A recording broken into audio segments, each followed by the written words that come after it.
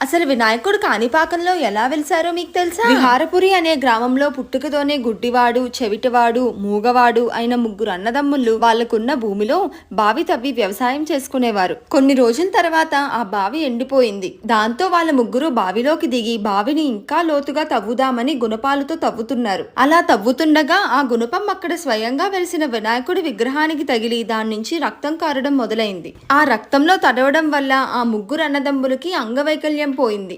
ఈ విషయం రాజుగారికి గ్రామస్తులకి తెలిసి ఆ విగ్రహం నుంచి రక్తం ఆపడం కోసం ఎన్నో యజ్ఞాలు చేస్తారు, కానీ ఆగదు. దాంతో వినాయకుడికి ఇష్టమైన కొబ్బరి నీళ్లను ఆ గ్రామస్తులందరూ తెచ్చి ఆ బావిలో వేయగా విగ్రహం తేలుతూ పైకి వచ్చింది. అలాగే రక్తం రావడం కూడా ఆగిపోయింది. అలా ఆ కొబ్బరి నీళ్లు దారలుగా నూతి నుంచి పొలంలోకి పారాయి. కాని అంటే తడిసిన భూమి అని, పాకం అంటే నీళ్లు ఆ భూమిపైన పడటం అని అర్థం. అలా ఆ ప్రదేశానికి కాణిపాకం అని పేరు వచ్చింది. జై వినాయక అని కామెంట్ చేసి మన ఛానల్ సబ్స్క్రైబ్ చేసుకోండి.